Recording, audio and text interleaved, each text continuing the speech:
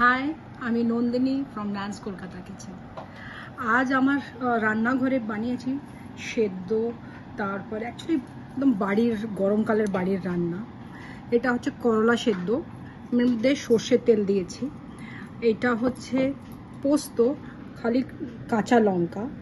আর এটা হচ্ছে যে আমার জন্য মুগের ডাল এনেছিল, খালি সেদ্ধ মুগের ডাল, কেন আমি টেস্ট করতে চাই কেমন করে গ্রামের গন্ধটা আসবে।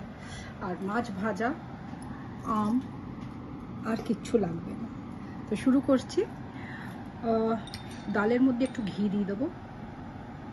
এই ঘিটাও কিন্তু আমাকে ওই দিয়েছে, সে হচ্ছে আমাদের একটা কর্মচারী। সেদ্ধ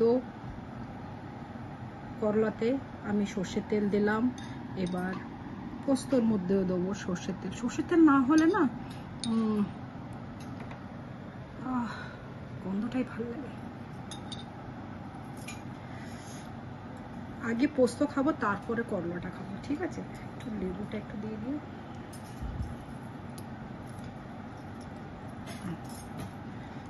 আগে পোস্তটা খাই। পোস্তটা আমি মিক্সিতে বেটেছি, কিন্তু আমি বেশি মিহি করিনি, কেন ওই টেস্টটা ভালো লাগে না বলে। এই দরদরাটা ভীষণ ভালো লাগে। দারুণ হয়েছে। এবার একটু করলা, সেদ্ধ করলা খেতে ভীষণ ভালো লাগে।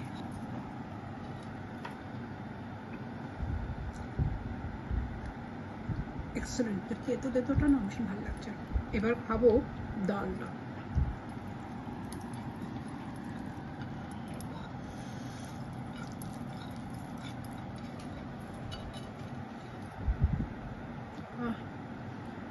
ঘিটাও না কিন্তু ওদের গ্রামের ঘি তো, নুনের একটা যে গন্ধ, কি ভাল লাগে।